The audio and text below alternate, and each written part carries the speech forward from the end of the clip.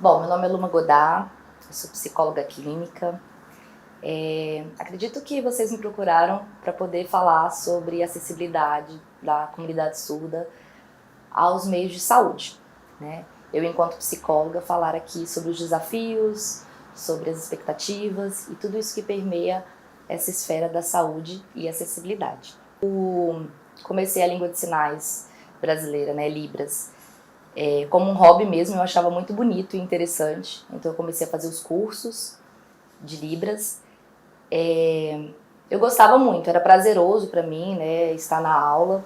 E aí, quando eu estava no curso de psicologia, eu comecei a perceber duas palavras que eram muito usadas na graduação, que era a palavra ouvir, né, o tempo inteiro, e falar, né? Então, sempre falava sobre o discurso, sobre a fala, sobre ouvir, dar ouvido, escutar. E como eu já estava fazendo o curso de Libras, isso começou a me gerar um certo incômodo de pensar como é que os surdos vão para terapia, né? Será que eles não têm uma questão para ser trabalhada, né? Todos nós temos alguma questão para ser trabalhada. E isso me despertou mesmo. Só que durante a graduação eu só continuei fazendo o curso de Libras e eu tinha como objetivo no estágio atender uma pessoa surda. E quando eu cheguei no estágio, a pessoa que tinha disponível lá, ela não fez mais, ela desistiu, porque nos outros semestres ela fez com a presença de um intérprete e não gostou. E aí depois eu me formei em psicologia e também fiz a graduação de licenciatura em língua de sinais brasileira na UNB, e lá eu tive mais contato com outras pessoas e digamos que eu luto mais pela causa da acessibilidade da comunidade surda, é algo que eu gosto e eu trouxe para mim mesmo.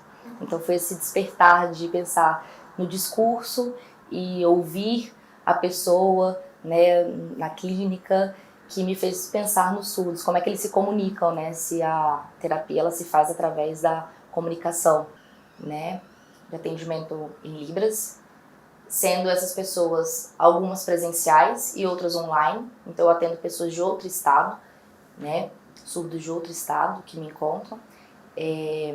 Qual que é o meu papel com eles? Na verdade, a minha sensação que eu tenho é dar a possibilidade de escolha para eles, assim, sabe? Eu sinto que o meu papel é dar a eles um espaço para que eles possam conversar comigo, um espaço de confiança, de acolhimento, em que eles tenham a possibilidade de ter autonomia, de escolha, de falar sobre si, de decisão. Então, meu papel, o que eu vejo, é dar a eles, às vezes, uma possibilidade deles verem que eles são independentes, que eles têm a possibilidade de escolha, que eles podem pensar, podem escolher, podem fazer o que eles tenham interesse, investigar, digamos assim, por conta própria, sabe? Quando a gente fala de autoconhecimento, o autoconhecimento ele permeia várias esferas, né? E eu quero que eles tenham autonomia mesmo, assim. Então, meu papel é que eles tenham autonomia para lidar com as questões deles, né? Eu não tô aqui, eu não gosto de um discurso que se usa muito, que é ajudar os surdos. Não, eu não penso em ajudar, né? Eu sou uma psicóloga, eles estão aqui, eles me procuram e eu quero dar autonomia a eles para se fazer pensar, se fazer ser. Eu sinto que esse é meu papel fundamental com eles. Eu considero que o atendimento de pessoas surdas e ouvintes, cada um tem sua particularidade e individualidade, então eu não diferencio essas duas pessoas, digamos assim, ouvintes e surdos. Mas tem uma questão que eu tomo um pouco mais de cuidado com os surdos, que são os recursos a serem utilizados dentro do atendimento. Porque no caso dos ouvintes, eu percebo que eu trabalho com a psicanálise, e a psicanálise ela usa muito da associação livre, que é falar livremente, abertamente, tudo o que vier à sua mente. No caso dos surdos, como eles foram silenciados em muitos momentos da vida, não tiveram aí talvez uma liberdade de discurso, de chegar e falar abertamente sobre tudo, sempre tiveram barreiras comunicativas, eu normalmente utilizo recursos com eles que eu não utilizo com os ouvintes. Então, às vezes eu utilizo imagens, às vezes eu utilizo carta para fazer perguntas. Então, muitas vezes alguns deles vêm nas primeiras sessões e eles ficam muito numa atitude, muitas vezes passiva, esperando que eu dê a eles um rumo do que ser dito aqui. E aí, normalmente, eu ajudo com esses recursos, né, de imagem e tudo mais, e depois eles pegam o embalo, assim, eles percebem que é o momento deles, que eles podem falar abertamente comigo sobre tudo e qualquer coisa. Mas a principal questão que eu vejo em comum de todos eles, sem exceção, é a questão do isolamento. Seja dentro de casa, com os familiares, ou no trabalho. E as barreiras que eles têm em qualquer área da vida por conta da falta de acessibilidade, por conta de barreiras de comunicação, e que faz com que eles não consigam conquistar coisas que eles poderiam. É muito complicado. Então, às vezes, a pessoa não expõe muito o que precisa, porque tem a presença de uma outra pessoa. Então, eu vejo que há uma defasagem muito grande, é uma defasagem de direito ao acesso à saúde, educação e outras coisas. Quando a gente fala de acessibilidade, a gente está falando do direito ao acesso de forma segura e autônoma.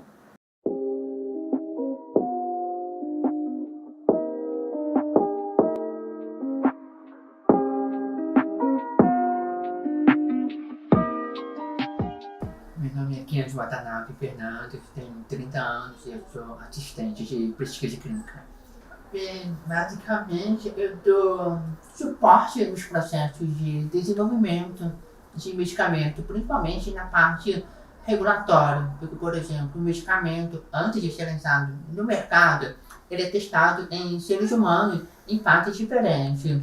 E eu, junto com, por exemplo, o monitor, o gerente de pesquisa clínica, a gente dá apoio nesse processo. A gente acompanha os pacientes ou participantes que estão usando esses medicamentos que estão sendo testados.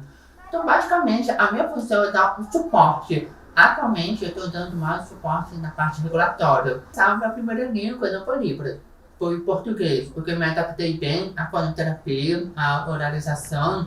Só quando eu estava na faculdade que eu tive interesse em aprender Libras, que eu tive contato com a cultura surda, que inclusive antigamente eu me chamava de deficiente auditivo. Hoje em dia eu sou surdo, com essa letra maiúscula. E aí eu fiz amizade com pessoas surdas, primeira língua Libras, português. E quando eu comecei a trabalhar no hospital, que foi o meu primeiro contato com a pesquisa clínica, e aí me pediram minha ajuda para, por exemplo, ensinar, usar Libras na parte de ensino e pesquisa, por exemplo, reanimação cardiopulmonar. Que aí eu dei um pouquinho de ajuda nesse processo. Mas atualmente, na parte do meu cargo atual, eu não uso Libras, eu uso só português, principalmente inglês, porque muitos estudos são internacionais, tá? Então não tem Libras. Aí, se futuramente eu precisar de usar uma língua de sinais, a teria que seria estrangeira, porque a Libra e, por exemplo, o ESL dos Estados Unidos são duas línguas completamente diferentes. Muitas pessoas acham que Libras é só isso aqui. É uma linguagem, que na verdade é uma língua. Então eu dei esse curso de Libras junto com essa amiga minha, só que era bem geral. Mas, ao mesmo tempo, quando eu estava trabalhando lá no ICDTTEP, o setor de pesquisa clínica ele era integrado com o setor de ensino e pesquisa. E a minha chefe, na época, ela pediu muito minha ajuda para ajudar a aplicar Libras. Então, eu ajudei muito nesse processo de reanimação cardiopulmonar. Porque, por exemplo, teve um dia, a gente foi na rodoviária, na estação de metrô, para justamente convidar pessoas, explicar sobre a reanimação cardiopulmonar. Como eu falei, a Libras é uma língua, ele tem um conjunto de regras, tem uma gramática própria, e também tem muitas palavras que não tem sinal. Por exemplo, vamos imaginar, bioquímica, fotossíntese, um processo de glicose.